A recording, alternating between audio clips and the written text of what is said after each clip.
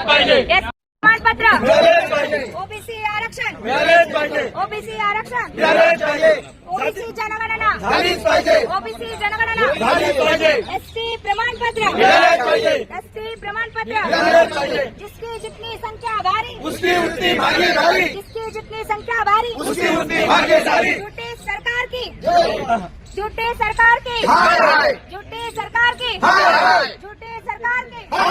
आज हमारा यह प्रोटेस्ट है कि हम ठिया आंदोलन के जरिए धरना आंदोलन, ये जो धरना आंदोलन है ये यहाँ के केंद्र सरकार को इशारा देने के लिए रखा है कि जिस धनगर समाज जो महाराष्ट्र में पिछड़े वर्ग में, अति पिछड़े वर्ग में आता है, कौन सी है उस सारे का? महाराष्ट्र में एंटी नोमैडिक ट्राइब में धनगर समाज आता है, लेकिन केंद्र सरकार में हमें केंद्र सरकार ने ओबीसी का आरक्षण है केंद्र में, लेकिन घटना के अनुसार और डॉक्टर बाबा साहेब अम्बेडकर घटना के जो शिल्पकार है विश्व रत्न डॉक्टर बाबा साहेब अम्बेडकर ने हमें संविधान के तहत जो आरक्षण दे रखा है वो अनुसूचित जनजाति का है। कलम 342 के तहत CO 22 कॉन्स्टिट्यूशनल ऑर्डर 22 के तहत जो 1 to 47 की जो लिस्ट अनुसूचित जमाती की है उसमें धनगर ओरान धनगर नंबर 36 पे है, लेकिन आज तक ये अमल नहीं हो पाया भाषा की वजह से। जो धनगढ़ है हिंदी भाषिक में वो महाराष्ट्र में तो धनगर बोला जाता है, लेकिन कई प्रदेश में जैसे बिहार, झारखंड और ओडिशा में धनगढ़ का धनगर करके उन्होंने घटना दुरुस्ती की है, लेकिन महाराष्ट्र में आज तक धनगर समाज अपना हक मांग रहा है, न्याय के लिए झगड़ रहा है। लेकिन आरक्षण का अब आप लोग क्यों मांग कर रहे हैं? क्योंकि तमाम सवर्ण समाज के मंचों से कहा जाता है कि अब छुआछूत खत्म हो गया, भेदभाव खत्म हो गया, अब आरक्षण खत्म कर देनी चाहिए। ये छुआछूत की बात नहीं है। आरक्षण तो पहले से 1950 के तहत डॉक्टर बाबा साहेब अम्बेडकर ने संविधान के अनुसार जैसे जिस जाति को तब जाना जाता था अपने अपने व्यवसाय के अनुसार है, अपने अपने जाति के अनुसार है, किसी के ऊपर अन्याय नहीं होना चाहिए, इसलिए संविधान ये है और संविधान सर्वश्रेष्ठ है, उसी अनुसार आरक्षण दे रखा है। हम लोग नए से आरक्षण नहीं मांग रहे। मैं और एक बार बताना चाहूँगी, हमारा आरक्षण पहले से है, उसका सिर्फ अमल करना बाकी है जो धनगर समाज अनुसूचित जमाती में है। लेकिन सवर्ण समाज के लोग तो कह रहे हैं कि अब आरक्षण को खत्म करके इस पर सर्वेक्षण की जरूरत है और जातिगत आधार से हटा करके आर्थिक आधार पर लागू किया जाना चाहिए। आर्थिक आधार पे कितने लोगों का वो कर सकते हैं, क्योंकि अति पिछड़े जो वर्ग है अभी भी आर्थिक आधार के तहत मतलब बहुत कम उनका विकास हो गया है। हमारे जनजाति के लोग आज भी यहाँ वहाँ दरी खोरी में वो मेंढपाल है, शेफर्ड्स है जो गोट फार्मिंग करते हैं, वो एक जगह पे नहीं रुकते हैं, 6 महीने यहाँ 6 महीने वहाँ चलते रहते हैं, तो उनको तो शिक्षा नहीं मिलती है। हमारी महिलाओं की सुरक्षा अपने अभी नहीं है, इसलिए हमारे ऊपर इतना अन्याय हो रहा है। और जो आरक्षण आप बात कर रहे हैं, समान नागरिक कायदा वगैरह, तो वो होना चाहिए, लेकिन किसको होना चाहिए? क्योंकि ऊंची जाति, स्वर्ण जाति, उनको ये हक है, ठीक है, लेकिन फिर भी जो पिछड़ी जाति है उनके ऊपर अन्याय नहीं होना चाहिए, यही हमारी मांग है।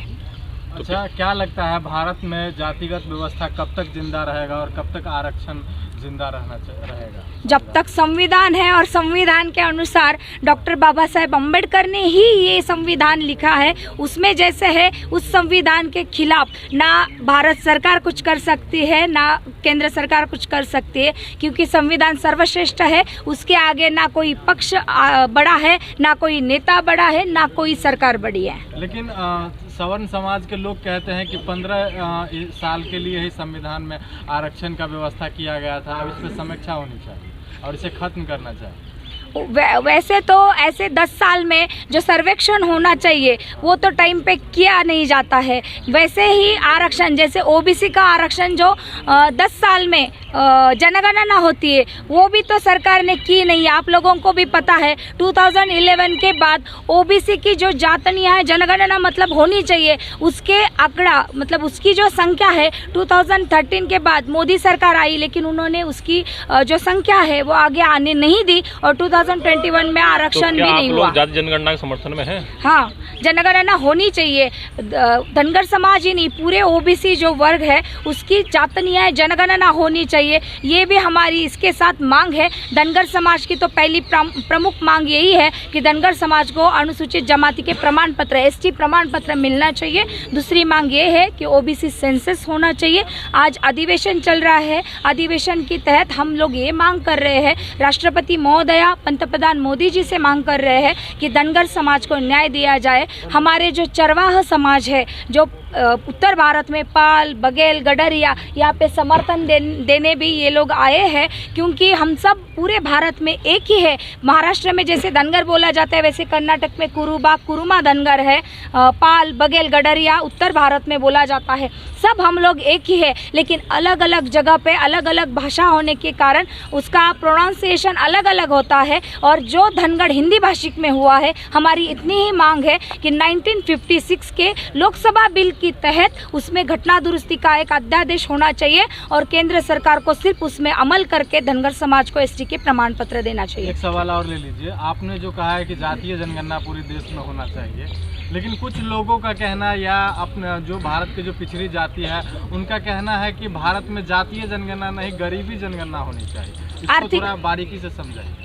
मतलब आर्थिक तौर पे बोल रहे हैं। हाँ, ये भी है, जो मैंने पहले ही बताया कि आर्थिक तौर पे जिसके पास क्रीमिलियर सर्टिफिकेट है, आप लोगों को पता है, उसका भी 8 लाख से ज़्यादा जिसको है उसको तो शिक्षा और सुविधा में आरक्षण नहीं मिलता है। लेकिन उससे कम जो है, आर्थिक दृष्टि जो कम है, आर्थिक दृष्टि जिसका विकास नहीं हुआ है, उनको तो आरक्षण, उन बच्चों को आरक्षण शिक्षा में उसमें मिलना ही चाहिए। अच्छा, जैसे लगातार जो मौजूदा सरकार है, आपने आरक्षण के लिए मंच लगाया है, लेकिन आरक्षण अब रह का गया है। जैसे जैसे समय बढ़ता जा रहा है, सरकार सारे चीज़ों को प्राइवेटाइज कर रहा है, तो आप आरक्षण कहाँ पे लेने की बात? ये कौन कर रहा है? आप ही देखिए, ये कौन कर रहा है? मतलब पिछड़े हुआ वर्ग के खिलाफ ये अन्याय हो रहा है। आप बताइए, पूरे भारतवर्ष में जो पिछड़ा वर्ग है 90% है ना सर जी, ओबीसी समाज 90% होगा, लेकिन फिर भी आज आप देख लीजिए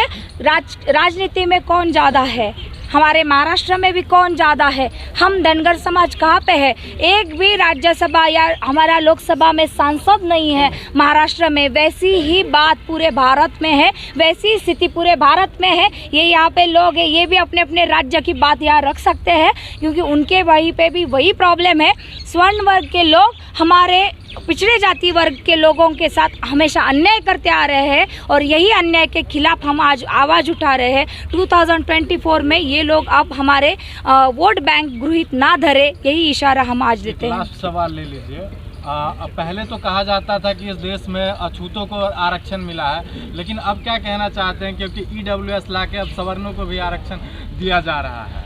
उनको भी 2019 में मेरे ख्याल से 2019 में स्वर्ण वर्ग को उनकी कहीं पे ना मोर्चा था, ना धरना था, ना आंदोलन था, फिर भी 10% स्वर्ण वर्ग को आरक्षण दिया गया। EWS का भी आरक्षण लागू किया गया। लेकिन जो 70 सालों से धनगर समाज आज तक चिल्ला रहा है, भीख मांग रहा है, और ये बहुत मतलब खंत की बात है कि मेरे हाथ में आप देखिए संविधान है, जो भारत का संविधान सर्वश्रेष्ठ है, इसका संविधान का अवमान केंद्र सरकार और राज्य सरकार कर रही है। इसलिए हम इस सरकार का धिक्कार करते हैं, निषेध करते हैं। इस अपडेट पाने के लिए हमारे चैनल क्लाउड न्यूज को अभी लाइक करें, सब्सक्राइब करें और बेल आइकन दबाना बिल्कुल ना भूलें।